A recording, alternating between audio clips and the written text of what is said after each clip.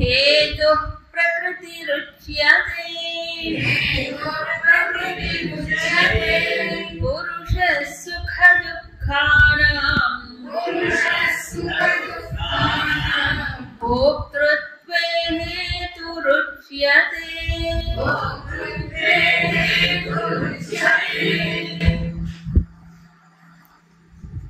కార్యకారణ కర్తృత్వే ప్రకృతి హేతు ఉచ్యతే. ఇందాక వికారములు గుణములు ప్రకృతి వల్ల పుట్టాయి అని చెప్పాను కదా. ఇంకా వివరిస్తున్నాడు. ఇప్పుడు ఈ ప్రకృతే కార్యకారణములకు హేతు అవుతుంది. కార్యకారణముల యొక్క పుట్టుకకి కారణం అవుతుంది. మరి పురుషుడా ఆయన ఏం చేస్తున్నాడు? సుఖ దుఃఖానాం భోక్తృత్వే హేతు ఉచ్యతే. ఈ సుఖ దుఃఖాలు అనుభవించడానికి పురుషుడు కారణము. కార్యకారణముల యొక్క పుట్టుకకి ప్రకృతి కారణం. ఈ మొత్తం సృష్టి అంతా మనం గమనించినప్పుడు అన్నీ కూడా కార్యకారణాల సంబంధంతోనే ఉన్నాయి. ఇది కూడా కార్యం కారణం. కారణము సూక్ష్మం అయి ఉంటుంది, కార్యము దానికంటే స్థూలం అవుతుంది. ఎప్పుడైనా పంచ తన్మాత్రలు ఉన్నాయి, దాంట్లో ఏమొచ్చాయి? పంచీకరణము చెందగా పంచభూతాలు వచ్చాయి. అవునా కదా? అవి రకరకాలుగా కలిసి ఏమవుతున్నాయి? పంచభూతాలుగా ఏర్పడి మళ్ళీ అవి కలిసి స్థూల శరీరంగా వచ్చి, అవునా కదా? మళ్ళీ దాంట్లో తన్మాత్రల్లో సాత్విక రాజసిక తామసిక అంశాలు ఒక్కొక్కటి ఒక్కో రకంగా తయారై ఇంత వచ్చింది. ఎంత వచ్చింది? సో దేవేంద్రియాలు, జ్ఞానేంద్రియాలు, కర్మేంద్రియాలు ఇవన్నీ ఎక్కడి నుంచి వచ్చాయి? పంచ తన్మాత్రలే. సాత్విక రాజసిక తామసిక అంశాలు ఇన్ని రూపాలుగా వచ్చేసింది. ఇదంతా ఎక్కడ జరుగుతుంది? ప్రకృతిలోని. ప్రకృతి అంటే మూడు గుణాలు. సో అల్టిమేట్గా చూస్తే మూడు గుణాలే. అవునా? సో మూడు గుణాలు, అవునా, వాటి యొక్క అంశాలు ఈ తన్మాత్రలతో కలిసినప్పుడు ఈ మొత్తం సంఘాతం అంతా ఉడికొచ్చింది. ఏ సంఘాతం? ఈ మొత్తం సెటప్ అన్నీ కలిసి ఉంటాయి. వీటిని కలిపి ఉంచేది కూడా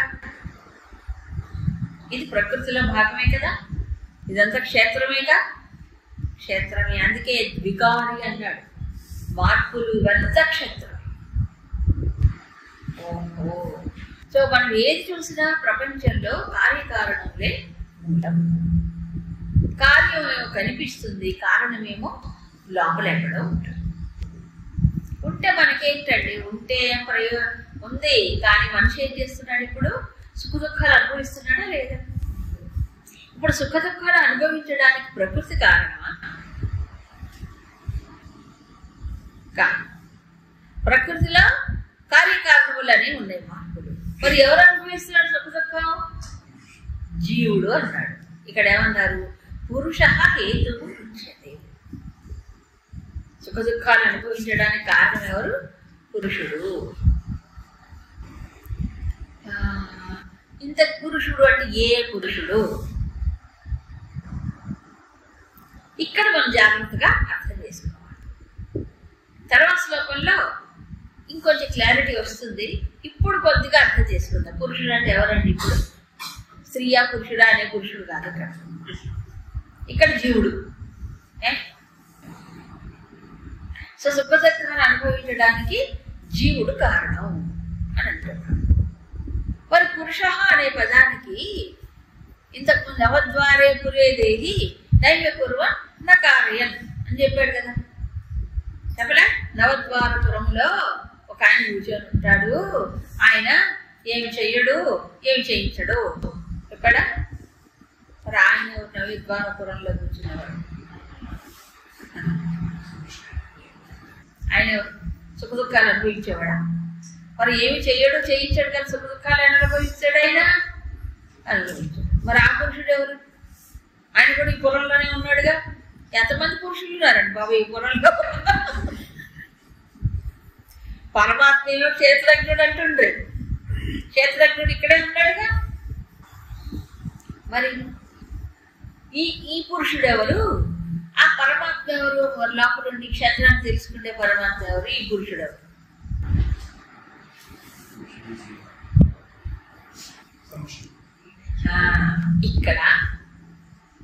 ఇక్కడ కొంచెం ట్విస్ట్ ఉంది. ఒక ట్విస్ట్ మనకి వేదాంతంలో ఒక పదానికి లక్ష్యార్థం వాచ్యార్థం అని రెండు ఉన్నాయా? సో వాచ్యార్థంలో తీసుకున్నప్పుడు జీవుడు, లక్ష్యార్థంలో తీసుకున్నప్పుడు పరమాత్మ.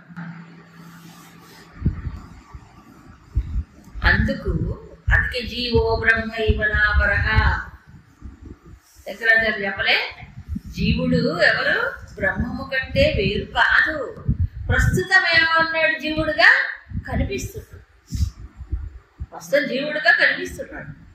సో పురుష అనే పదం ఇక్కడ సుఖ దుఃఖాలు అనుభవిస్తున్నాడు అని చెప్తున్నాడు కదా, అందుకని ఇప్పుడు జీవుడుగా చెప్పుకుంటున్నాడు. కానీ నిజానికి ఎవరి స్వరూపత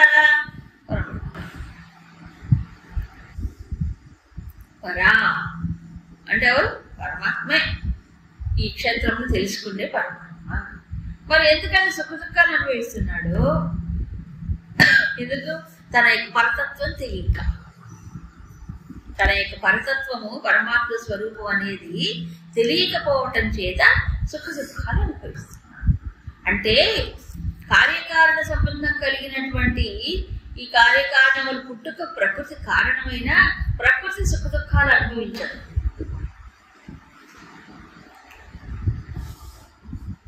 ప్రకృతి సుఖ దుఃఖాలు అనుభవిస్తుంటాయి కాదు. మనస్సు ఉంది. సుఖం దుఃఖం అనుభవం ఎక్కడ వస్తుంది? మనకు తెలుస్తుంది, మనస్సులో తెలుస్తుంది. కానీ తెలుసుకుంటేది ఎవరు? మనసా? మరి మనసు కంటే నేను వేరయ్యి తెలుసుకుంటాను. అవునా? ఇది సుఖం అని, దుఃఖం అని. కాబట్టి ఈ క్షేత్రంలో సుఖ దుఃఖానుభవాలు లేవు. నిజానికి తెలుసుకునేవాడెవరు? పురుషుడు. క్షేత్రంలో కలుగుతున్నాయి ఏది? తరంగాల్లాగా. అవునా? సుఖమో తరంగం, దుఃఖమో తరంగం. అవునా? ఈ రెండింటిని అనుభవించేది ఎవరు? తెలుసుకుండేది ఎవరు? క్షేత్రము నీ తెలుసుకుండేది ఎవరు? క్షేత్రం కంటే వేరైన వాడు. ఇచ్ఛా ద్వేష సుఖ దుఃఖం కూడా క్షేత్రమే, గుర్తుపెట్టుకోండి. అవునా? ఇచ్ఛా ద్వేష సుఖ దుఃఖములు కూడా క్షేత్రమే. అంటే ఏమిటి? ప్రకృతే. కార్యకారణ సంబంధం ద్వారా వస్తుంది. అవునా కాదా? దాన్ని తెలుసుకుండేది భోక్త ఎవరు? వేరు, పురుషుడు. సో మనస్సు కూడా సుఖం దుఃఖం అనుభవించదు. మరి మనసుతో తాదాత్మ్యం వాడు కూడా అనుభవిస్తాడు. పరికరమే కదా మనస్సు. మనసు పరికరమే కదా, అది జడమే కదా. మరి ఎలాగైంది? ఎందుకు అనిపిస్తున్నాడు వీడే? మరి ఆయన పరమాత్మ స్వరూపం కదా, ప్రకృతిని తెలుసుకునేవాడు, క్షేత్రంలో ఉండి తెలుసుకునేవాడు పరమాత్మ కదా. మరి ఎందుకు సుఖ దుఃఖాలు అనుభవిస్తున్నాడు? అందుకే వేదాంతంలో దీనికి సమాధానం ఏం చెప్తారంటే అజ్ఞానమే కారణం అని చెప్తారు. దీనికి వివేకానంద స్వాములు ఏమిటి ఈ ట్రాజెడీ ఏమిటి? పరమాత్మ అయినటువంటి వాడు ఎందుకు ఇలా కష్టపడుతున్నాడు, సుఖ దుఃఖాలు అనుభవిస్తున్నాడు అంటే దీనికి కారణం రాంగ్ ఐడెంటిఫికేషన్. ఒక అడవిలో ఒక పులి పోయినా వేటాడుతుంది, సింహం అయినా వేటాడుతుంది. ఏదైనా వేటాడే అన్నం తినాల్సిందే. వాడికి ఎవరు తెచ్చిపెట్టరు పులికి సింహాలకి. అవునా? వేటాడాల్సిందే. విచిత్రం అదే జంతువుల్లో. అది గర్భవతి అయినా సుఖాన్ని వేటాడాల్సిందే. అంతేగాని పులి ఆడపులి భర్త తీసుకొచ్చి పెట్టడంట, ఆహారం పెట్టడు. అవునా కదా? వేటాడాల్సిందే జంతువులు. జంతువులు తప్పదు. సరే, మరి పాపం ఈ పులి గర్భవతి, 2 చెవులాలు. ఆకలి వేసింది దానికి. ఇంకా ఆకలి ఎక్కువ వేసింది. అందుకని గొర్రెలు ఉండే అడవిలో కూడా అన్ని రకాల జంతువులు ఉంటాయి. గొర్రెల మంద కనిపిస్తే దూకింది. ఏది పట్టుకోవడానికి తినడానికి ఆకలేసింది. అలా దూకినప్పుడు ఏమైపోయిందంటే అది గర్భం ఇదైపోయి ప్రసవించింది. అప్పటికప్పుడే ప్రసవించగానే ఏమైపోయిందంటే చచ్చిపోయింది. ఏది ఆ పులి అప్పుడే పుట్టింది పిల్ల. ఏది పులి పిల్ల. పుట్టిన పిల్ల అసలు దాంట్లో క్రూరత్వం ఉండదు, పసిబిడ్డ కదా. అది పిల్ల అయినా పులైనా ఒకటే. అందుకని దానికి ఏమీ తెలియదు. ఈ గొర్రెలకు కూడా తెలియదు అది పులేని తెలియదు కదా. అందుకని గొర్రెల మంచం అంటే వెళ్ళిపోయింది. అది కూడా చిన్నపిల్ల కాబట్టి అలాగే ఉంటుంది. గొర్రె పిల్లకి పులి పిల్లకి తేడా తెలియదు. చిన్నతనం అన్ని గొర్రెలతో పాటు వెళ్ళిపోయినాయి. గొర్రెలతో పాటు కలిసే ఉంది, కలిసే పెరిగింది. ఈ తల్లి గొర్రెలు ఉంటాయి, ఆ పులి పిల్లకి కూడా పాలిచ్చి అది తాగేసింది. గొర్రె మందులో తిరుగుతూ గొర్రె పాలు తాగి గొర్రె అయిపోయింది అది. అవునా? తన సహజమైనటువంటి పులి యొక్క లక్షణాలు ఏవి లేకుండా అయిపోయాయి. ఎందుకు? సాంగత్యం. అవునా? వాటిలోనే తిరుగుతూ అవే పాలు తాగుతూ వాటిలోనే కలిసి మొత్తం అంతా తాను ఏమైపోయింది. ఇప్పుడు గొర్రె. పుట్టుకతో పులే కానీ గొర్రె అయిపోయింది. అది సహజంగా పులే. ఇప్పుడు ఒకానొక రోజు ఇంకో పులి, మామూలు వేటాడుతుంటే కదా, ఓ పులి చూసింది దాన్ని. పెరిగినా కొద్ది ఏమవుతుంది, ఒరిజినల్ లక్షణాలు బయటపడుతుంటాయి. అవునా? చిన్నప్పుడు కలిసిపోయింది కానీ పెరిగినా కొద్ది ఏమైంది, దాని సైజు కానీ ఆకారం కానీ ఇవి కానీ నడక కానీ వేరుగా ఉంటాయి. అవునా కాదా? సహజమైన లక్షణాలు బయటకు వస్తాయి. కానీ ఇది తాను గొర్రె అనుకుంటుంది కాబట్టి గొర్రెలాగానే అరుస్తుంది. ఆకారమే పులిలాగా ఉన్నా అది గొర్రెలాగా అరుస్తుంది. గొర్రెలాగానే మిగతా గొర్రె మీద పులిని చూడగానే పారిపోయినట్టు ఇది కూడా పారిపోతుంది. ఎందుకు? గొర్రె అనుకుంది కాబట్టి పారిపోతుంది.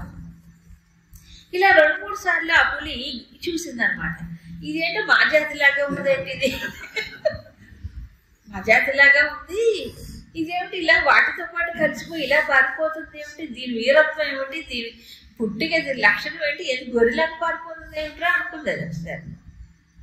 సరే ఏమైనా కానీ ఇదేమిటో తెలుసుకుందామని చెప్పేసి ఆ పులి ఏం చేసిందంటే ఒకసారి పంజా ఎత్తి పట్టుకుంది. మిగతా అని పారిపోయి మాత్రం లాక్కొచ్చేసింది.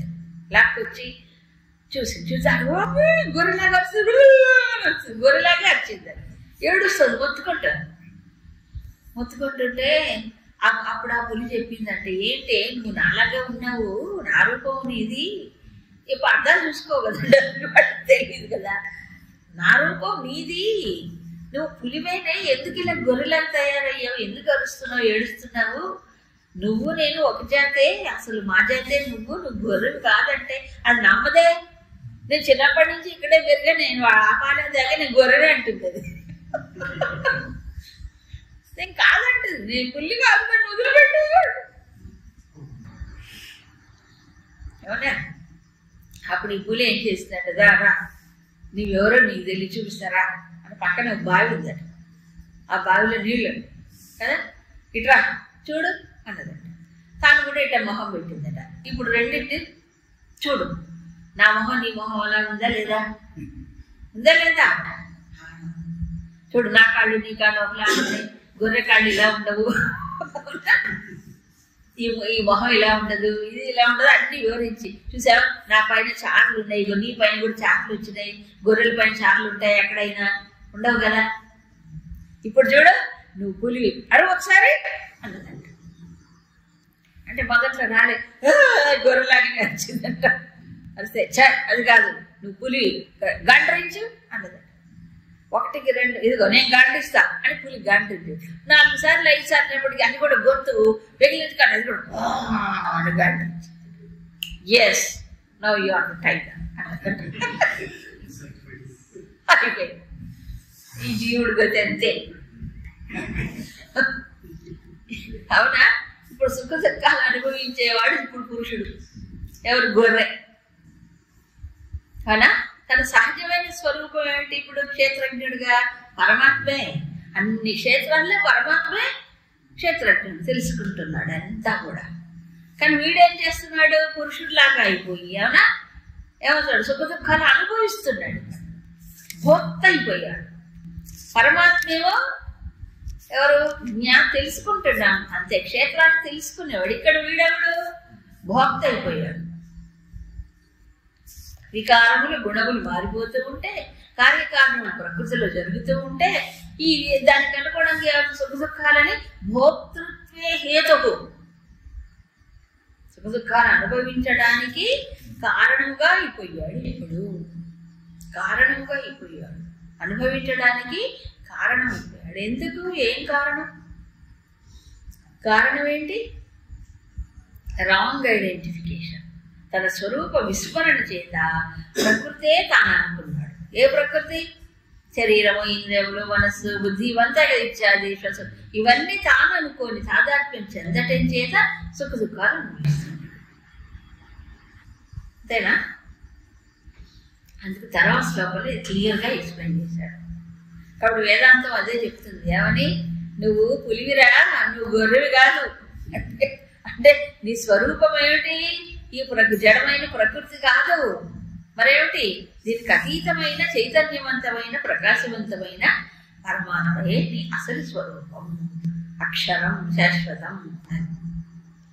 ఇప్పుడు సుఖ దుఃఖాలు అనుభవిస్తున్నాడు కదా. ఇప్పుడు ఇంకా విశ్లేషణ చేసి చెప్తున్నారు. పురుష ప్రకృతిస్థో హి భుంక్తే ప్రకృతిజాన్ గుణాన్ కారణం గుణ సంగోస్య సదసద్యోని జన్మసు.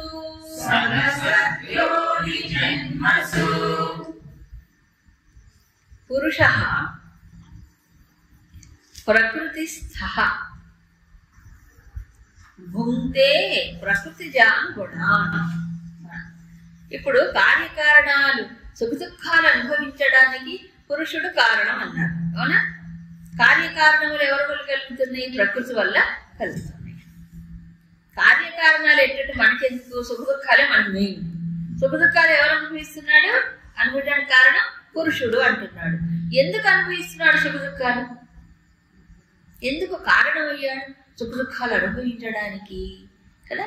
ఎందుకు కారణం చెప్తున్నాడు. పురుషుడు ఏమయ్యాడు? ప్రకృతి స్థః. ఏమని? ప్రకృతిలో కూర్చున్నాడు. కూర్చొని ఏం చేస్తున్నాడు? ప్రకృతి జాన్ గుణాన్ భుంక్తే. ప్రకృతి వల్ల పుట్టినటువంటి గుణాలు ఏవైతే ఉన్నాయో వాటిని ఏం చేస్తున్నాడు? వాటిని అనుభవిస్తూ ఉన్నాడు. భుంక్తే. అస్య గుణసంగః, ఈ గుణములతో సంగం అనేది ఏదైతే ఉందో అదే సత్ అసత్ యోని జన్మసు కారణం. అది మంచి చెడు ఉత్తమ అధమమైన జన్మలకు కారణం. ఏది? గుణములతో సంగం, అది కారణం. సో అన్నిటికీ కారణం సంగదోషమే. సంగదోషం చాలా చెడ్డది అన్నాడు. ఇది బాహ్యమే కాదు, లోపల కూడా కదా. మార్పులు ప్రకృతిలో జరుగుతున్నాయి, గుణములు ప్రకృతికి సంబంధించినటువంటివి. కానీ పురుషుడు ఏమయ్యాడు? ఇప్పుడు దాంట్లో కూర్చున్నాడు. దేంట్లో? ప్రకృతిలో. ఒట్టిగా కూర్చుంటే ఇబ్బందులు లేదు, తింటున్నాడు. అంటే ప్రకృతి గుణాలు అవి. ఆ ప్రకృతి గుణాలతో ఏం చేస్తున్నాడు? అనుభవిస్తుంది. ప్రకృతి గుణాలను తానే ముందే తాదాత్మ్యం చెంది సంఘం పెట్టుకుని చేస్తుంది. ఈ సంఘము ఈ తాదాత్మ్యం చేత ఏమవుతున్నాయి? సుఖ దుఃఖాలు అనుభవిస్తున్నాడు, మంచి చెడు జన్మలై పొందుతూ ఉన్నాడు. గుణములతో సంఘము కారణం. దాంట్లో కూర్చోవడం తప్పు. దేంట్లో కూర్చోవడం? ప్రకృతి స్థ. మరి ఎక్కడ కూర్చోంటారు స్వామి? ఉదాసీన అత్యాసీన అదే చెప్పాడు. అందుకే జ్ఞానయోగం ఎక్కడైనా ఉదాసీనుడు ఉదాసీనుడు అంటే, ఉదాసీనుడు అంటే దీంట్లో కూర్చోకు, పైన కూర్చో. వద్దు, పైన వచ్చాం. సూర్యుడు ఉన్నాడు ఎక్కడో ఆకాశంలో పైన ఉండి వెలుగునిస్తున్నాడు. ఇక్కడ ఏం జరిగినా ఆయన కంటాం. ఈ లోపల ప్రకృతిలో కూర్చొని తాదాత్మ్యం చెందితే సుఖ దుఃఖాలు అనుభవించాలి. ఈ జన్మలన్నీ మళ్ళీ ఉత్తమ అధమ జన్మలు పైకి కిందికి జరుగుతాయి. సో క్లియర్గా చెప్పాడు ఏమిటి? గుణసంగ కారణం. గుణసంగ కారణం, గుణములతో సంగమే కారణం, ఈ జన్మలకి కారణం. ఇందాక అన్నాడు పురుష సుఖ దుఃఖానాం భోక్తృత్వే హేతువు. సుఖ దుఃఖాలు అనుభవించడానికి కానీ జన్మ మరణాలు పొందటానికి కానీ కారణం ఈ గుణములతో సంగం, గుణములతో తాదాత్మ్యమే కారణం. చివరికి అక్కడికి వచ్చాడు. ఏ గుణాలు? ప్రకృతి గుణాలు, ప్రకృతి వల్ల పుట్టిన గుణాలు. అవి ప్రకృతివి కదా. ప్రకృతి గుణాలతో నీకేం పని పురుషుడికి నిజానికి లేదు. కానీ పెట్టుకున్నాడు. పెట్టుకోవడం వల్ల ఏమొచ్చింది? ఇప్పుడు సుఖ దుఃఖాలు అనిపిస్తున్నాడు. విచిత్రంగా చూడండి. ఇందాక క్షేత్రాన్ని గురించి మనం చెప్పినప్పుడు భగవంతుడు క్షేత్రంలో కేవలం పంచభూతాలు, మనస్సు, అవ్యక్తం అంతవరకే చెప్పలే. ఏమన్నాడు? ఇచ్ఛా, ద్వేష, వికారములు అని. క్షేత్రం యొక్క వికారములు ఏవి? సుఖ దుఃఖాలు. ఇచ్ఛా, ద్వేష, సుఖం, దుఃఖం ఇవన్నీ క్షేత్రములో ఉండేవి. కానీ పురుషుడు అనుభవిస్తున్నాడుగా.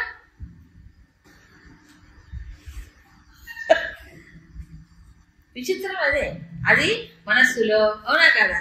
ఇంద్రియములలో రాగద్వేషాలు ఉంటాయి, సుఖ దుఃఖాలు ఉంటాయి. కానీ ఇప్పుడు ప్రకృతిలో కూర్చున్నాడు ఎవరు? పురుషుడు. కూర్చోవడం వల్ల ఏమవుతుంది అంటదా? మరి దాంట్లో కూర్చోవడం వల్ల అంటుతుంది, దాంతో సంబంధం పెట్టుకోవటం వల్ల అంటుతుంది. కాబట్టి పైకి కిందికి తిరగాలి. మరి ఏం చేయమంటారు ఇప్పుడు? ఏం చేయాలి? మరీ అంత పూసుకొని కూర్చోవద్దు. దేంతో? ప్రకృతితో. ఇప్పుడు ఎవరైనా మట్టిగా మైలుగా ఉన్నారనుకోండి, చెమట కొట్టుకొని మామూలుగా మనం ఏం చేస్తాం? మరీ స్నానం చేయకున్నట్లు ఉన్న వాళ్ళ దగ్గర చెప్పండి, పూసుకుంటారు ఎవరైనా? తెచ్చినా పూసుకో, అవునా కదా? కాస్త దూరం పోలించాలని మాట్లాడతాం. వాడి దగ్గరకు వచ్చినా మనం దూరం జరుగుతాం. ఎందుకని అదే భరించలేదు కాబట్టి. అంతేనా? అలాగే సుఖ దుఃఖాలు ప్రకృతిలో భాగం. అది పురుషుడి యొక్క లక్షణం కాదు. ఇందాక పులి, గొర్రె గుర్తు తెచ్చుకోండి. గొర్రె అల్పమైన జీవి, అవునా? భయం ఉంది, దానికి చాలా లిమిటేషన్. పులి అట్లాగా కూడా, అవునా కదా? అలాగా సుఖ దుఃఖాలనే పురుషుడి యొక్క లక్షణం కాదు. అది నిజానికి పురుషుడికి యథార్థ స్వరూపము ఎవరు? క్షేత్రజ్ఞుడైన పరమాత్మే. అందుకే తెలుసుకుంటాడు పరమాత్మ. క్షేత్రజ్ఞుడు క్షేత్రాన్ని తెలుసుకునేవాడు కానీ అనుభవించేవాడు కాదు. ఇక్కడ పురుషుడి దగ్గరకు వచ్చినప్పటికి ఏమైంది? ప్రకృతిలో తాదాత్మ్యం చెందడం చేత కొన్ని తెలుసుకోవట్లేదు, గుంతే అనుభవిస్తుంది. ఎందుకని? చిన్నది ప్రకృతి స్థహ. ప్రకృతి స్థహ అంటే ప్రకృతిలో కూర్చున్నాడు, వేరుగా ఉండి చూడట్లేదు. అదే కదా? కాబట్టి జన్మలకు అదే కారణం, సుఖ దుఃఖ అనుభవాలకి అదే కారణం. ఇప్పుడు ఇక్కడి నుంచి ఈ పురుషుడుగా సుఖ దుఃఖాలు అనుభవిస్తున్నాడే వీడు ఏమవ్వాలి? క్షేత్రజ్ఞుడైన పరమాత్మగా అవ్వాలి. అంతేగా? ఇప్పుడు తాదాత్మ్యం వల్ల, సంఘం వల్ల ఇప్పుడు ఇవన్నీ అనుభవిస్తున్నాడు, అవునా కాదా? ఇప్పుడు చూస్తే ఆ పరమాత్మ ఈ పురుషుడు వేరు నిజానికి ఒకటే. ఇప్పుడు పరమాత్మ సుఖ దుఃఖాలు అనుభవిస్తున్నాడు అని చెప్పాలా? మరి కాదు, పురుషుడు అనుభవిస్తాడు, పరమాత్మ. సో ఇద్దరు వేరువేరుగా ఉన్నారా? వీడేవాడు? ఈ జీవుడు, ఈ పురుషుడు సుఖ దుఃఖాలు అనుభవించేవాడు యథార్థానికి పరమాత్మే. ఆయనే ఈయన అసలు నిజానికి మరపు వల్ల ఇవన్నీ అనుభవిస్తూ కూర్చున్నాడు. ఈ దేహంలోనే విచిత్రం, అది ఈ దేహంలోనే, ఎక్కడో కాదు. అవునా? ఇటు తిరిగితే జీవుడు, ఇటు తిరిగితే దేవుడు. సంఘం పెట్టుకుంటే జీవుడు, నిస్సంగంగా ఉంటే దేవుడు. అవునా? ఇరుక్కుపోతే జీవుడు, అంతే. ఒకటే.